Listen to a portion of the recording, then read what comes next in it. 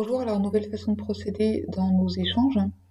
On va faire la correction de cette fiche d'exercice sur le vocabulaire de la beauté et de la laideur, dont l'objectif est de vous aider à mieux maîtriser le lexique pour être capable de varier votre vocabulaire à l'oral si vous passez sur les Fleurs du mal de Baudelaire, et à l'écrit si vous êtes confronté à un texte, donc peut-être en priorité un poème, mais qui sait un autre texte à l'écrit qui vous amènerait à utiliser des termes.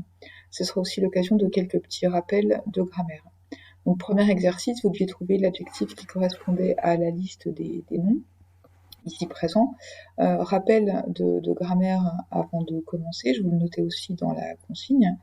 Le principe d'un adjectif, c'est qu'il ne peut pas être précédé d'un article quand il est employé seul. On part de l'exemple que je vous avais donné. Vous avez le nom éclat, on parle bien d'un nom à propos de éclat, c'est un nom commun. On peut mettre un déterminant devant, l'éclat. Par contre, déterminant ou article, ok. Par contre, le mot éclatant, qui est l'adjectif qui correspond au mot éclat, quant à lui, on ne peut pas mettre d'article devant. S'il y a un article, c'est forcément que l'adjectif accompagne un nom, qu'il vient qualifier un nom commun. Exemple, on ne peut pas dire l'éclatant tout seul, forcément, on s'attendra à ce que le mot soit suivi d'un nom. L'éclatant soleil, là ça convient. L'éclatant soleil, puisque le L apostrophe, eh bien, il est là pour venir déterminer le nom soleil. On en vient à l'exercice, donc réponse aux questions. Pour splendeur, splendide. Pour magnificence, magnifique. Pour joliesse, jolie. Pour harmonie, harmonieux. Pour perfection, parfait. Pour charme, charmant. Pour élégance, élégant. Pour délicatesse, délicat. Deuxième partie de l'exercice, vous deviez transformer les phrases qui sont proposées ici en utilisant l'adjectif, donc en construisant une phrase verbale et en remaniant la proposition initiale.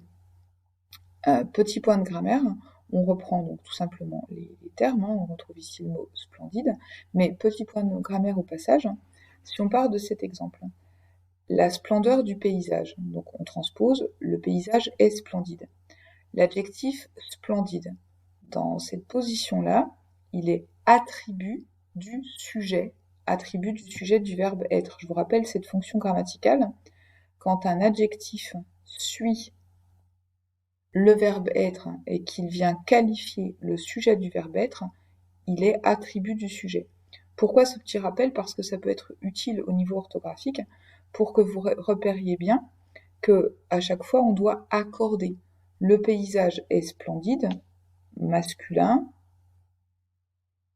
voilà, splendide, s'écrit comme ça.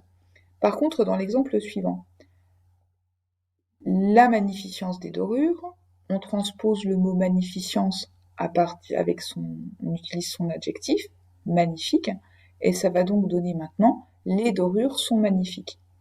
Pour revenir à cette question d'attribut du sujet, vous voyez bien ici que magnifique est l'attribut du sujet dorure.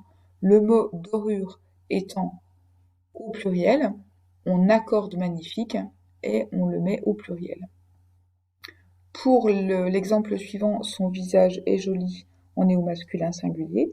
Pour l'exemple suivant, les volumes sont harmonieux, on est au pluriel, mais on n'en voit pas la marque puisqu'en fait, harmonieux, que ce soit au singulier ou au pluriel, porte toujours un X à la fin.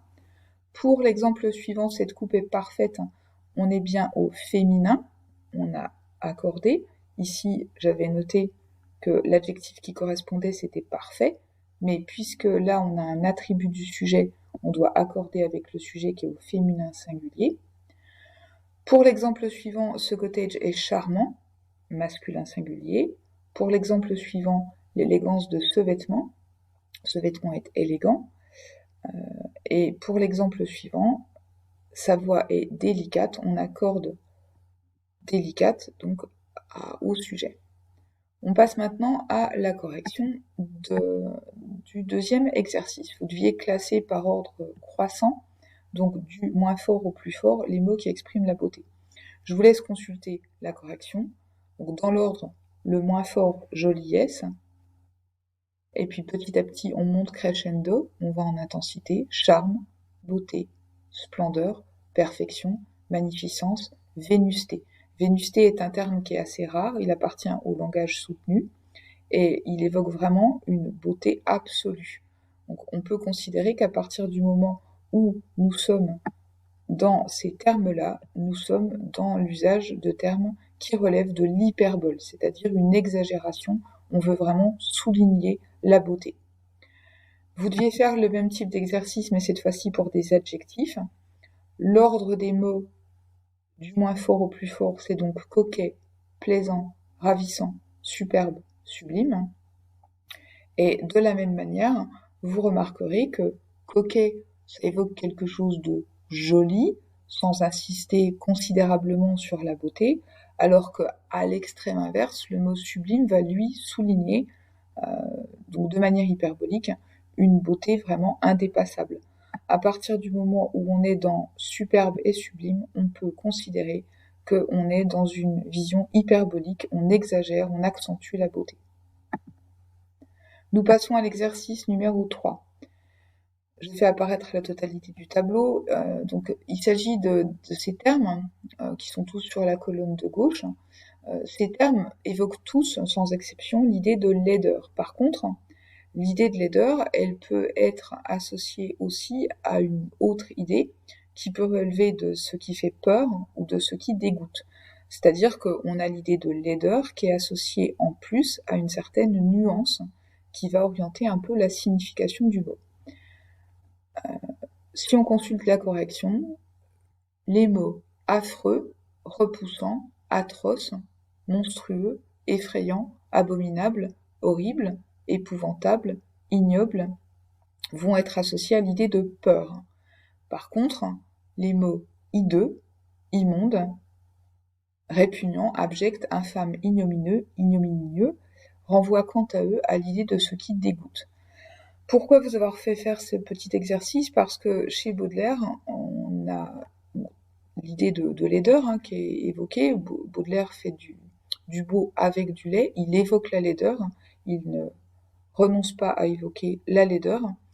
Et la plupart du temps, même si c'est pas systématique non plus, la laideur est plutôt associée à ce qui dégoûte. Donc vous pourrez de manière prioritaire utiliser plutôt les mots qui sont associés au dégoût dans le tableau si vous commentez un texte de Baudelaire qui correspond à ces notions-là.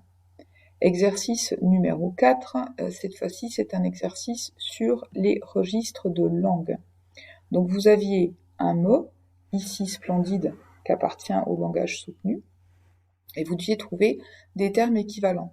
Je vous propose en correction donc des termes équivalents en termes de sens, mais par contre des termes qui appartiennent à des niveaux de langue différents.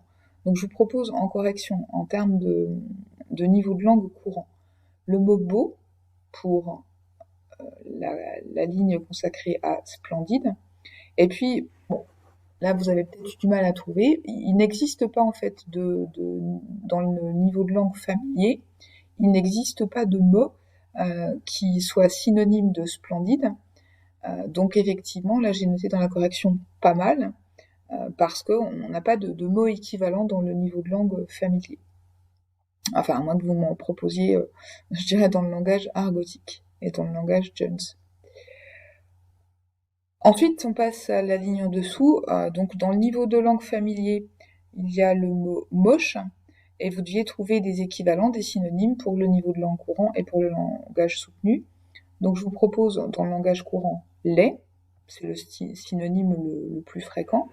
Et puis sinon, niveau de langue soutenue vilain, je vous l'ai mis dans l'exercice parce que ça vous permet de varier un peu votre vocabulaire à l'oral comme à l'écrit si vous êtes amené à utiliser des termes adéquats, donc connaissez-en les significations et apprenez à les maîtriser.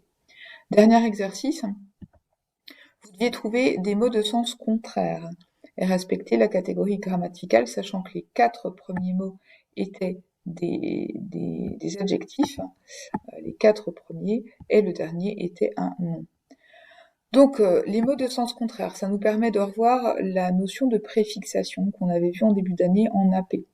On voit ici que pour avoir un mot de sens contraire, qu'on appelle aussi un antonyme, eh bien, au mot d'origine gracieux, on rajoute le préfixe dis qui indique qu'on va dire le contraire de ce qui est contenu dans le sens du radical gracieux. Donc quelque chose qui est disgracieux, c'est quelque chose qui n'est pas gracieux. Je continue avec les mots qui sont indiqués en fluo. Quelque chose de déplaisant, c'est quelque chose qui n'est pas plaisant, on retrouve le préfixe D. Et puis désagréable, on retrouve aussi le même préfixe qui indique qu'on va dire le contraire du radical agréable. Petite nuance, puisque vous voyez que ça marche pas à tous les coups, puisque pour cet exemple-là, en l'occurrence, pour attirant, eh bien, on va aller chercher un mot avec un autre radical pour dire le contraire, c'est-à-dire repoussant. Il n'existe pas de mot qui serait bâti sur le radical attirant et qui comporterait un préfixe. Dernier exemple qui valide toujours notre idée de préfixe, c'est que vous verrez que pour avoir l'antonyme de imperfection, eh bien, on a en fait supprimé le préfixe un, ok.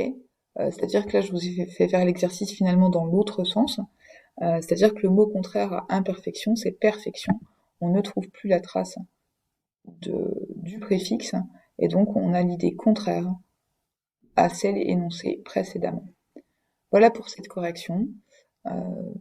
J'espère que ça vous permet d'avoir des explications complémentaires et de voir un petit peu l'intérêt de ces exercices qui étaient somme toute assez simples, mais qui permettent de réviser des notions de grammaire et autres. À bientôt.